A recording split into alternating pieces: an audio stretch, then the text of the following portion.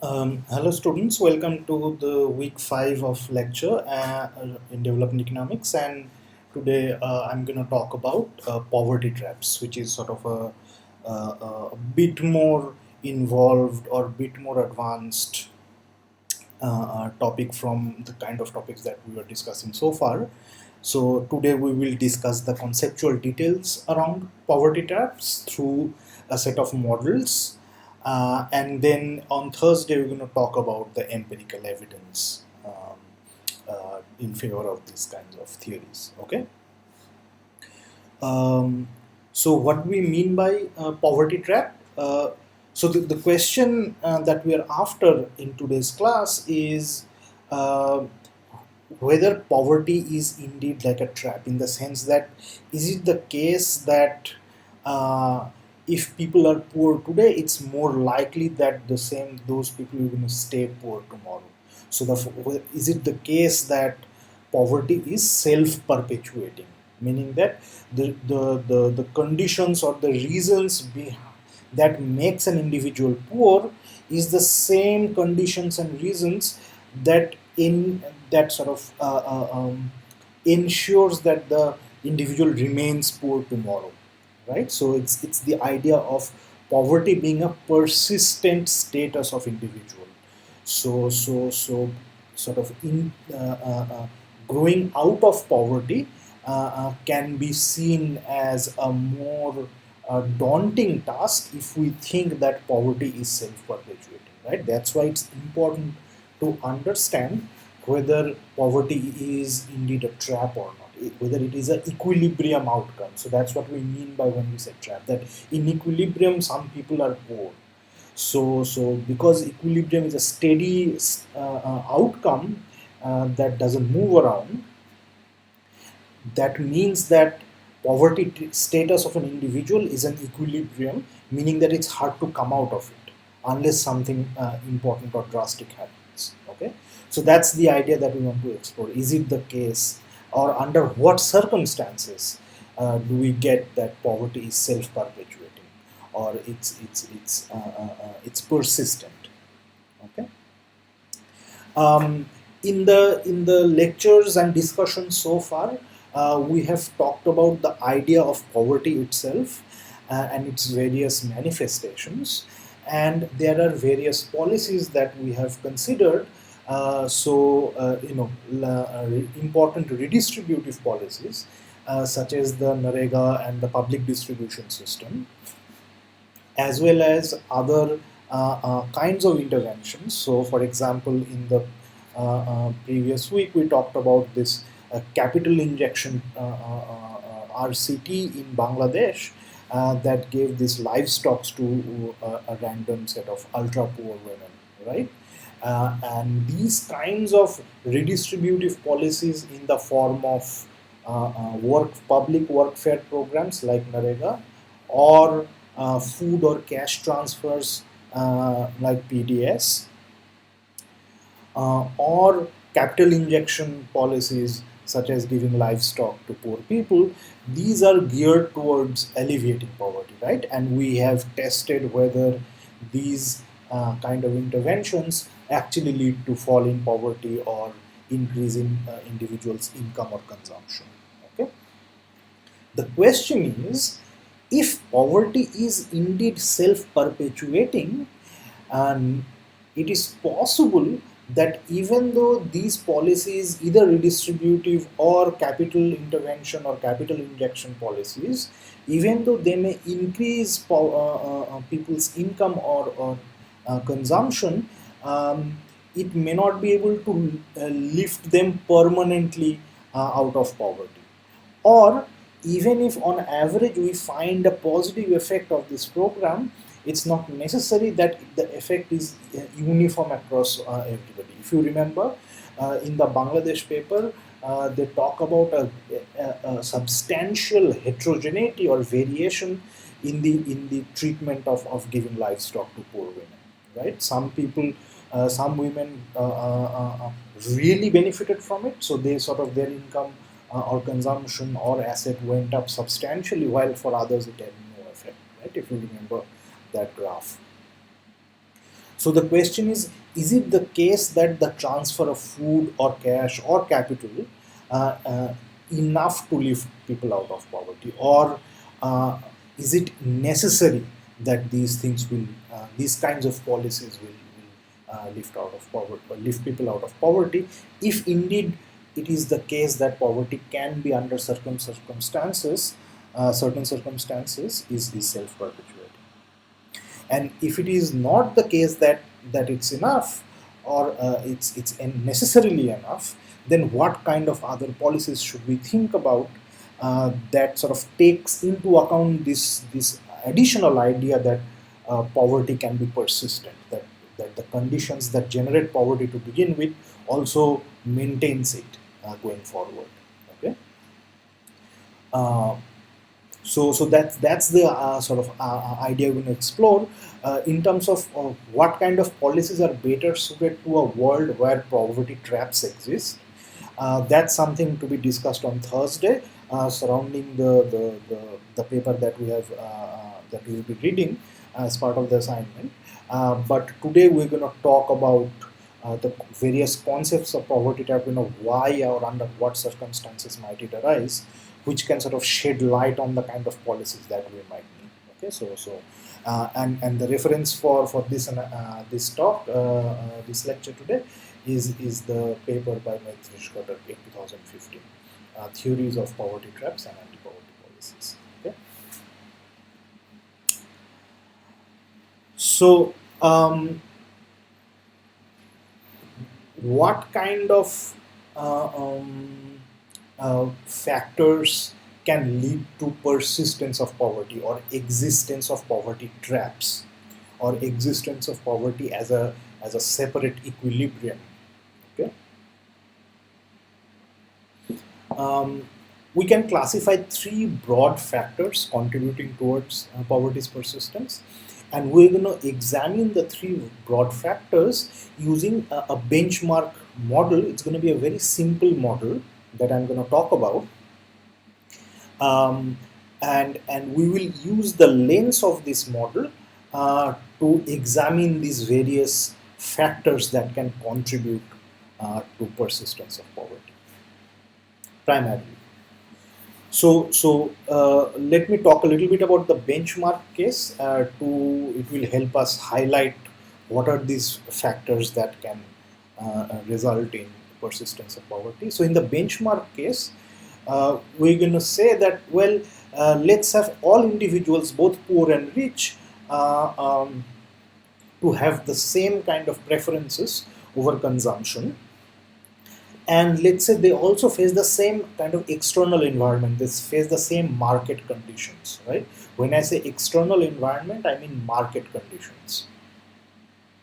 So both poor and rich have the same preferences, they also face the same market conditions, but what distinguishes poor from rich? The poor have low amount of endowment to begin with than rich people. Okay, and we're going to capture endowment through capital. So we're going to think about both rich and poor people investing in future in their capital, which can give them some return, which can sort of increase their income and consumption in future. And both rich and poor people are doing that kind of same activity. They have the same preferences over consumption that they can purchase using the income, and they face the same market environment. Just that poor people have low capital to begin with, and rich people have high amount of capital. Okay, so we already start with a world where there are rich and poor people, right? We are not explaining why poverty exists to begin with. We are not sort of understanding the fundamental causes of poverty. We start with a world where poverty exists, where there are some people who are rich, some people who are poor. Okay, the what we want to examine is that, given that there is already inequality in this world, is it the case that the inequality gets reduced over time, meaning that the poor people are able to catch up to the rich people in terms of their income or consumption, or is it that the poor people are going to stay poor? Okay, So that's the question you want to understand. Given that we have poverty to begin with, is it the case that poverty goes down over time, or does it remain the same? So that's what the discussion will be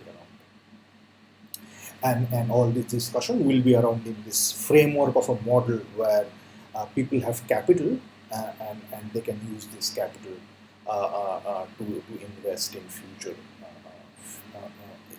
As part of the capital can be invested in future accumulation of capital. Okay, and I'll give you the details. So that's the benchmark case. Now, in this benchmark case, let's now introduce. So we're going to show that in the benchmark, where the benchmark case is unable to explain a long run persistence of poverty. Okay, so for example, in the benchmark case, the second bullet says even if poor people have low amount of capital to begin with, it will of course that means that the poor people will take more time to reach the same amount of wealth as the rich people, because rich people have the starting advantage, they're going to start ahead. But this gap is going to close eventually if you assume that both rich and poor have the same preferences, and they have the same external environment, a market environment. Then even though the poor people take longer, they'll reach the same point as rich people in terms of income. So in this sort of ideal world, let's introduce first the possibility that poor and rich face different kind of market environments.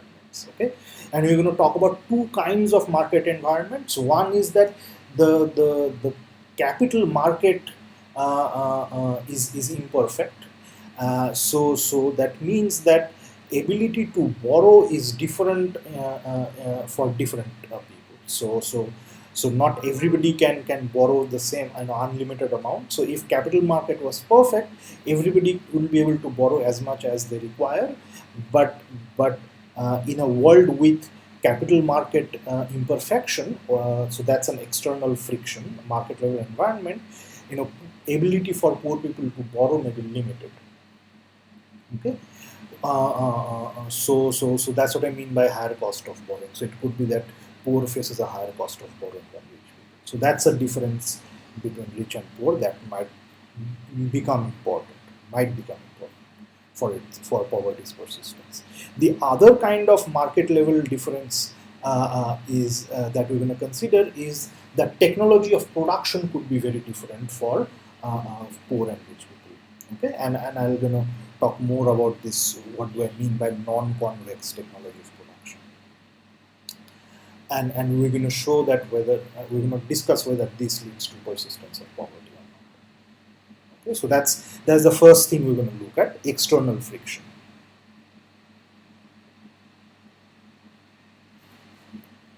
The second thing we're going to look at is that we're going to say, okay, let's not go in that direction. Let's come back to the benchmark case. Let the conditions be perfect, market level conditions be identical across rich and poor, but let's have preferences which are rational preferences, but the preferences are such that it dictates different kind of behavior for rich and poor. Okay, so and that's going to be a kind of nuanced argument, that even if preferences are same, but the nature of the preferences are such that the rich and poor are going to behave very differently in terms of their consumption and savings behavior or accumulation behavior.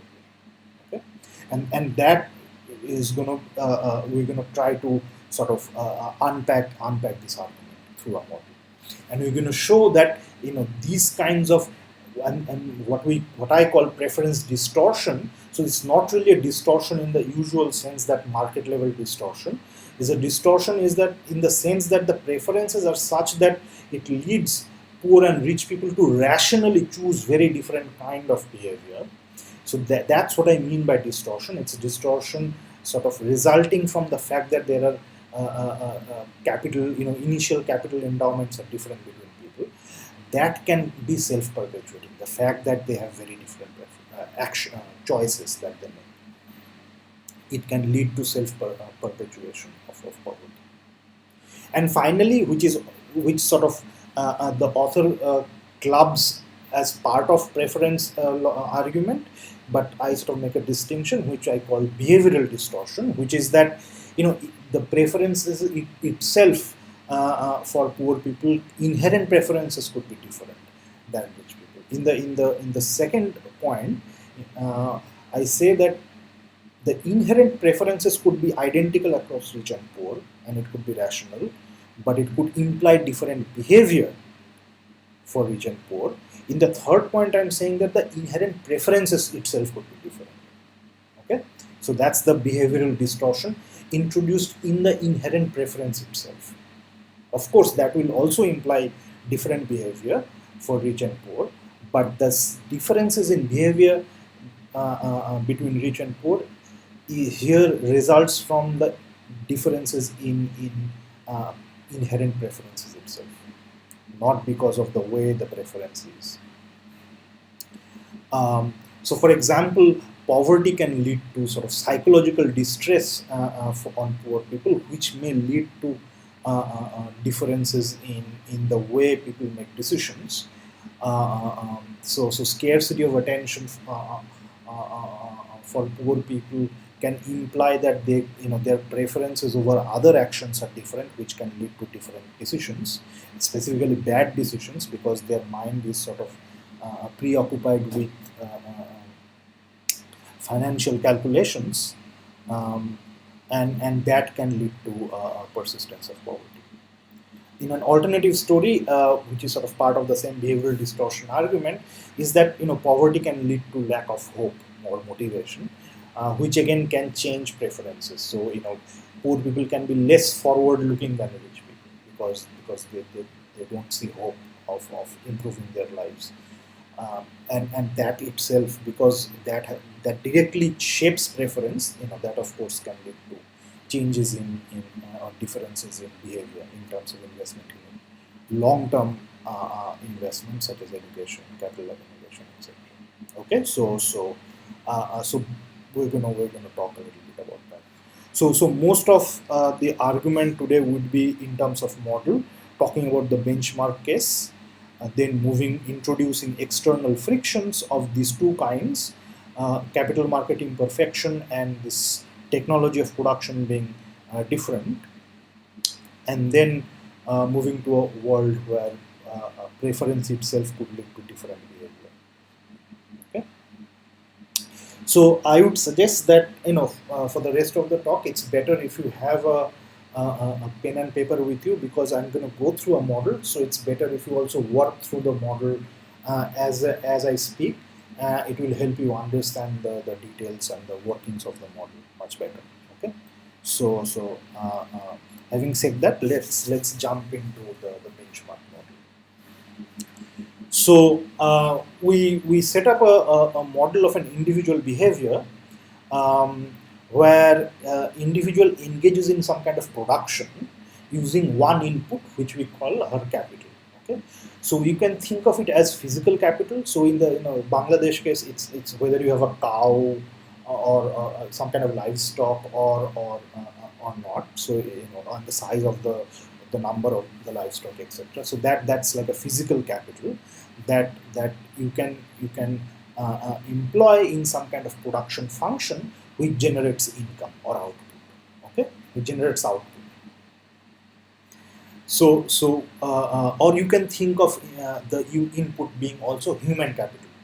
So rather than thinking about physical capital, you can think about education as the investment, which can generate higher return. So the higher educated you are, you can get better jobs or go into more remunerative occupations, because that requires higher skill, and that can give you a better return.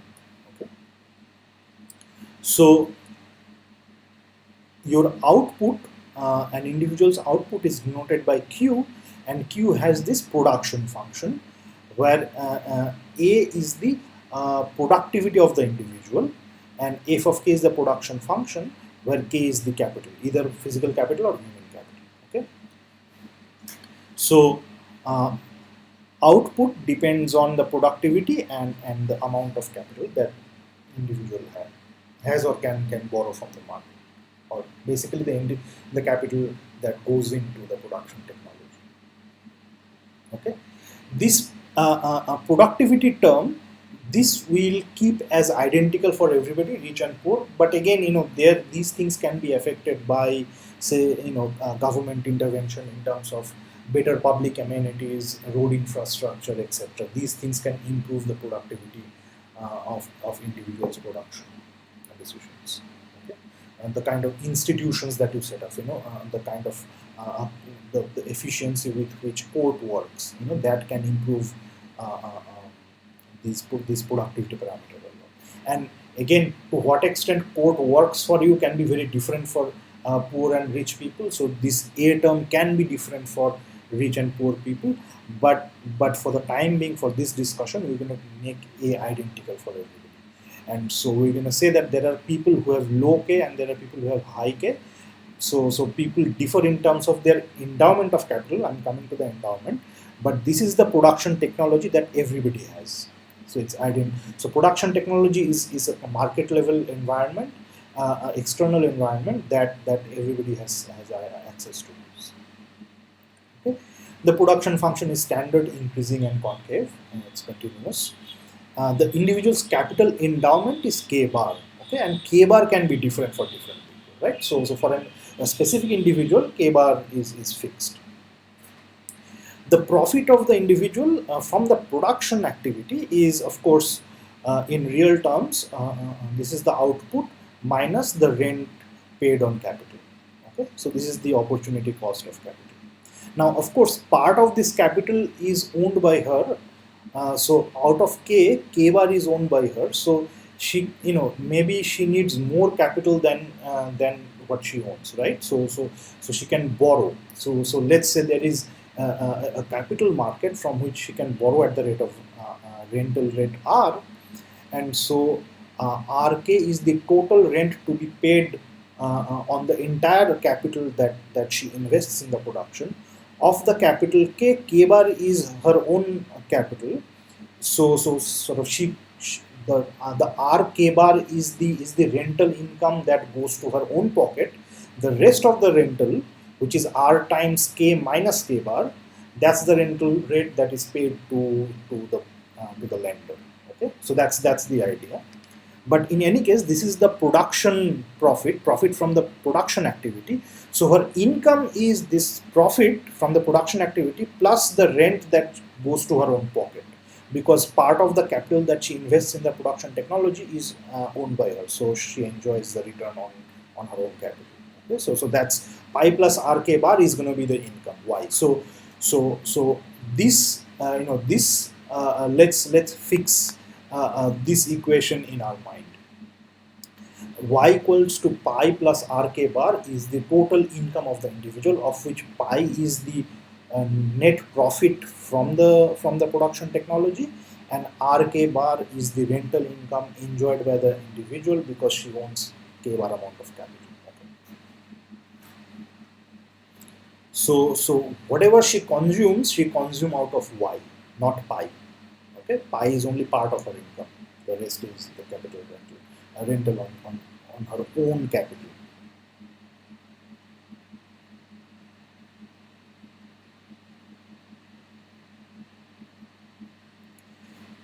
Let's define the individual's preference. So individual has this kind of Cobb-Douglas utility function. So this is the log form of the Cobb-Douglas. So it's log of C plus beta times log of B. So what are C and B? C is consumption and B is bequest. So you can think about bequest as bequesting to the next generation, or you can think of bequest as tomorrow's capital. Okay, so you invest today's capital in the production technology, and that production technology generates some profit, and you also get some rental on your own capital. Together you generate, that's the income that you have at your disposal, out of which you consume some and you keep some to be invested in tomorrow, okay, to generate income tomorrow. Okay, so that's the sort of process. And so your B is basically your tomorrow's capital. So instead of B, I will also write KT plus 1, and instead of K, I'll write KT. Okay, so if you have this kind of budget constraint, then so out of your income, part of it is to be consumed C, and part of it is to be invested tomorrow. Then this is your budget constraint. C plus B equals to Y. So consumption and tomorrow's capital are all in sort of real terms in the unit of output. So that's why both prices are 1. So right, there are no prices here. So what is the objective of the individual? Objective of the individual is to maximize this utility subject to this budget constraint, where this Y is already maximized, right? So there are two decisions. One is how much capital to invest in the production technology that's going to generate the profit. So if I can go back, so first is to maximize the profit by choosing the optimal amount of capital, whether this capital is less than K bar or greater than K bar. The individual doesn't care, because the individual can always borrow from the market if her chosen K here is bigger than K bar. If the chosen K is below K bar, then she can rent her capital out to other people who need the capital. So it's a perfect capital market. So she always enjoys R K bar of her rent, and she can choose whatever amount of capital she wants to invest in her production technology. So this profit maximization can be separated from this utility maximization here. So first, you can maximize profit here, and the maximized profit, let's call it pi, just to save notation. So suppose pi here is the maximized profit, and to maximize profit, you can either borrow capital, or you can use less capital than you want, and the rest you will rent out. Whatever, that doesn't matter. The point is that you can always maximize profit separately of your production. Once you maximize your profit, you have your maximum income. Okay, your maximum income. Given that income, you can maximize your utility. Okay, so this Y is already optimized to begin with. Okay, so we are already assuming that the individual has optimized her production decision and has generated the optimum amount of income. Given the optimum amount of income, the question is how much would she consume today, and how much would she keep for tomorrow's production. Okay, so you can then set this up as Lagrange. You can set up, say for example, log C plus beta log B plus lambda times Y minus C minus B, right? That would be the Lagrange. Okay, and if you take the first order condition, so if you do it right now as I speak, then what you will find is that what is the derivative of log C? It is 1 by C, right? So that's the marginal utility of consumption. It's 1 by C. What is the marginal utility of tomorrow's capital or bequest? It's beta by B, correct? So 1 by C is the marginal utility of consumption. Beta by B is the marginal utility of bequest. So what is the MRS? What is the marginal rate of substitution? It's mu of C divided by mu of B. If you do that, you will get that it's B by beta C. B in the numerator, beta C in the denominator. Okay. What is the price ratio here? Price ratio, both prices are 1 because both are in real terms. So the price ratio is also 1. So we know that from the first order condition of the Lagrange, you get MRS equals to price ratio, right? It's from your micro 1 lesson. So MRS is B by beta C equals 1. So B equals to beta C. Okay. So if you plug that in the budget constraint, instead of B, if you write beta C here, so you get C plus beta C equals Y, right? So you get C times 1 plus beta times Y, or C is 1 over 1 plus beta times Y. So your consumption is some fraction of income, right? A constant fraction, where constant is 1 over 1 plus beta. The rest, the fraction, you keep for tomorrow's capital. So if 1 by 1 plus beta times income is your consumption, what is the income? what is left over for B? Y minus 1 by 1 plus beta times y, so that gives you this beta over beta 1 plus beta times y. So beta over 1 plus beta is another fraction, so that's the residual fraction. So that fraction of income you're going to keep for tomorrow. Notice your preference is such that this fraction is constant. Okay.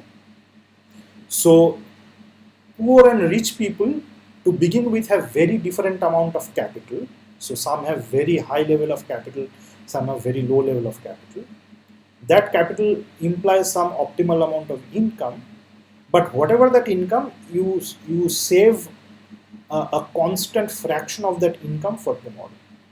So if I chart today's capital to tomorrow's capital, if I chart this relationship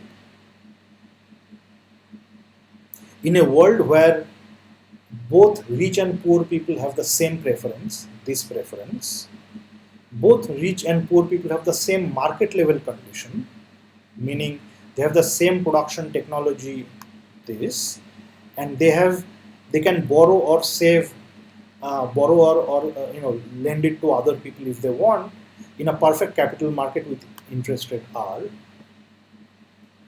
Then tomorrow's capital is some constant fraction of this. Okay, where pi is same for everybody, right? Why pi is same for everybody, rich and poor people? Because both rich and poor people can borrow or lend out whatever they want. They have the identical production technology. Everybody has the same A. If everybody has the same A and everybody has the same F function, then everybody's optimum investment decision in production is going to be same. Okay, so both rich and poor people have the same pi, and but because rich and poor people have different K bar, so KT is basically K bar is your initial level of capital, is going to imply some different level of capital tomorrow. Okay, so this is represented via this graph where on the horizontal axis I'm plotting K bar, so initial capital, or KT, any capital in period T, and tomorrow's capital. So starting with different amount of K bar does that it would imply different level of capital tomorrow, right? So that's what I want to understand. That if there are today poor and rich people with different level of capital, they face the same production technology, same perfect capital market, same preferences, how much would their tomorrow's capital going to be? That is given by this gray line, right? It's KT plus 1 is some constant, so S is basically this. S is nothing but beta over 1 plus beta times this object. So this is a linear function, pi is a constant, and k before k we have r, which is also constant. So kt plus 1 is some constant plus a fraction times kt. So that's a linear relationship. So that's given by this. So kt plus 1 is s times pi plus r times kt, where s is that beta over 1 plus beta. Okay. So this is given by this relationship gives you, if you start with any capital today, what is your capital tomorrow? So if you start with k naught today, you have this amount of capital tomorrow. If you start with a bigger amount of capital today, you'll save more, right? So it's a positive relationship. Don't worry about this curvature line. I'm going to come back to this later in the next slide. This is the 45-degree line. Okay, the point where the 45-degree line intersects this gray line, that gives you the steady state capital. Why? Because if you start from here, you get, this is your tomorrow's capital. Tomorrow arrives, so you start from here tomorrow, then day after tomorrow your capital will be here, right? Again, day after tomorrow you start from here, and your capital 3 days from now is going to be that. So you gradually converge towards this intersection. Even if you start from top, you're going to gradually converge down to K star. So K star is the steady state capital for everybody. The only thing that is different between poor and rich people is the starting points. Poor people start from a really low point, rich people start from maybe a little bit closer to K star. But given that they have the same production technology, same capital market, same preference, they all are going to follow this line. Poor people are going to follow that line from a bit behind. Rich people are going to follow that line from a bit ahead. But they both are going to converge on case study eventually, right? So that's the benchmark model. So the benchmark model says if you start, if you have the same preference, same technology, same capital market environment for rich and poor people, then even if they start, the fact that they start from different level of capitals uh, mm, doesn't mean that the gap is going to remain. They all are going to have same K star level of capital eventually. So that means that in this sort of idealized world, the inequality between individuals is going to collapse. They start with different capital, the K bars are going to be different, but the K bar is a K naught for poor people and some higher level for rich people, and so they both are going to converge to K star eventually. So there will be equality eventually. So in an idealized world, we should not expect. So if people have same preferences, same external environment, and same production technology, then we should expect convergence. Okay. So something, one of these must be distorted for poverty to persist in the world. And the question is, to what extent these different forces sort of are able to explain persistence. Okay. So let's introduce some distortion in the world.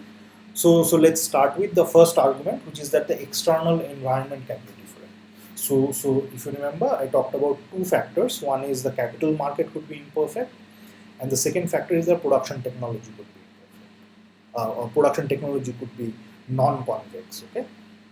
So let's first talk about the external friction in the form of credit market imperfection. So let's introduce credit market imperfection in the extreme sense. So let's suppose no individual can borrow. Okay? No individual can borrow. They again face the same. They have the same preference, log preference that I showed you before. They have the same production technology. It's again A times F of K, right? But just that poor people can't, nobody can borrow. Now, the same friction can matter more for poor people than rich, because maybe rich people have so much capital that they don't need to borrow, right? They can their optimum capital that sort of will maximize their profit is below their initial endowment, so they can fund their optimal production decision without worrying about borrowing.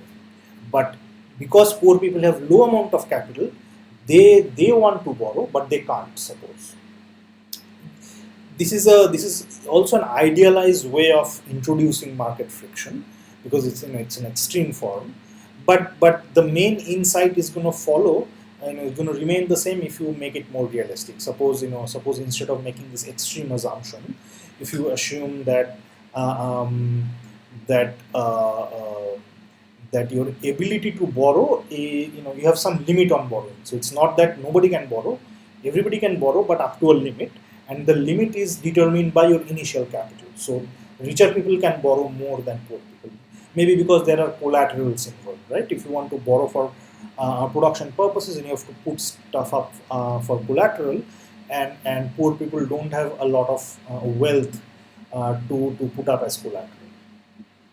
Okay. And the limit is increasing in your initial wealth. That will also give you the same insight. It's just that the math will be a bit more complicated, so we're going to make this simplifying assumption that nobody can borrow. Okay. If nobody can borrow, then everybody invests. So let's say all individuals capital, both rich and poor, their capital is below the optimum capital that you need to maximize production, right? So suppose so if you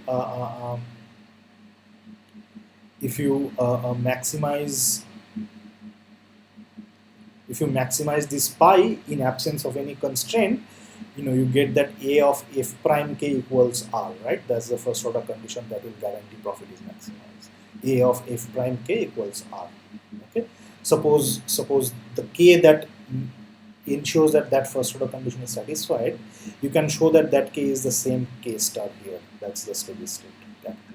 Okay. So that's the capital you're gonna stop at. So that's the capital that in an ideal world everybody would like to invest because everybody faces the same technology. But be, let's assume that there is a market friction, and so let's assume there is market friction, and let's assume that both rich and poor people, their capital k initial endowment is below k star, so everybody is kind of capital constrained in some sense. So both rich and poor people are going to invest all their capital k bar in the production technology, right? Because they have their endowment is lower than what they would like to invest. So if everybody's endowment is below k star, both rich and poor, then everybody will invest their own k bar fully in the production technology. Okay, so any individual with k bar endowment is going to invest the k bar in the production. So the output will be a times f of k bar, right? In a world without this constraint, the output would be a times f of k star, where k star is that first order condition comes from the first order condition for profit maximization. Okay, so now because nobody can borrow, now y is just a times f of k bar, where k bar is the initial endowment, right? So that's the output. So that's the income. Sorry, this is the output. Uh, uh, so so uh, uh, uh, so your income is basically, if I can go back to your equation for y, so your profit is a times f of k bar minus r of k bar, or income is profit plus r of k bar, since you invested exactly what you own. So this r k bar and this r k bar cancel out, so your income will become a times f of k upper bar. Okay, so that's your output is going to be your income, because your the rent is sort of accounted for fully. So your income will be your output. Now your preference is the same as before. So if I can go back to preference, your preference is same as before. So just that your income now, instead of a times f of k star, is f of k upper bar, right? The income is different, and now different people have different income. Okay, which means that different people is gonna, it will not be this. Instead of this, it will be the current y. What is the current y? The current y is f of f of k upper bar, where k upper bar is today's capital, right? So instead of k upper bar, I'm writing kt because I want to write b as kt plus 1. So today's capital endowment, in entirety of which will be invested in the production, it will generate this amount of total income, correct? A constant fraction s of which is going to be invested tomorrow, correct? Because the next kind of optimization, the utility optimization, is going to remain the same. So this equation is going to remain the same. So tomorrow's capital is again going to be the same constant times income, where income is now different from the previous exercise. Income here is this. Okay, and notice now relationship between kt plus 1 and kt is now non-linear. Why? Because this part is constant, the s is constant, but f is concave, right? Notice in the previous case it was r times k, right? And pi was a constant because you had already optimized, everybody was doing the same optimization in production because there was no capital market friction. Now because there is capital market friction, different people will invest different amounts in their production. Okay, so pi is no longer constant for everybody. That implies that income is no longer going to be linear is no longer going to be a linear function of capital. It is going to be a increasing and concave function of capital, which means tomorrow's capital is going to be a increasing and concave function of today's capital. Okay, so now Let's go back to that same picture before. So now what am I plotting here? I'm plotting that is beta by 1 plus beta, that's my S, times income, where income is a concave function of today's capital. So today's capital and tomorrow's capital now has a concave relationship like this. Okay. It also hits the same K star at the 45-degree line. It also hits the 45-degree line at the same K star value, but the path of capital accumulation is going to follow this solid concave line rather than the previous linear gray line as before.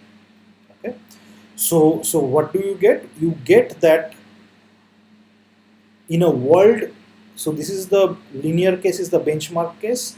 In a world with external market friction, what you get is that capital accumulation path is now below the previous capital accumulation path. So in a world, in an ideal world, poorer people would have would have increased their capital stock by this much in the next period, but in a world with market friction, the poor people will invest much less for tomorrow, right? So you see there is a vertical gap everywhere. So basically it means that poorer people will take a longer time to reach the K star. But notice that this line is going to be again same for both rich and poor, just that their initial capital is going to be this different. So their path, capital accumulation path is still identical. So it still says that they're both going to reach K star again. So even in a world where there is capital market friction, the poor, of course, is going to save less than what she would have in a world without market friction. But it is still the case that both rich and poor are going to follow the same capital accumulation path. So eventually they're going to again land up in the same K star, right? So credit market friction has a stronger effect on poor because its income drops by a larger amount, so that the vertical gap between the gray line and the concave line is bigger at a lower level of K than at a higher level of K. So they take much longer time to reach the same K star. So it does impede, it slows down the convergent process. So it has some effect on persistence. It makes it a bit more persistent. So you're going to see poor people and rich people not converging for a longer time. But eventually they will land up, there will be equality eventually, even in this world. So the punchline here is that the external friction alone cannot explain long-term persistence of poverty. So it can't be that we observe persistent poverty in the world because there are market frictions in terms of borrowing. So if there were market frictions then of course it would have slowed down the convergence process, but we would have seen convergence more or less, right? So that's why we need even sort of more stuff. So that's the sort of this is what the reason why theory is important. It gives you a new light, it throws a new light on these kinds of mechanisms. It shows what are the things that are important for us to see the kind of patterns we see in the world today. Okay. So in the next video, I'm going to talk about non-convex production technology.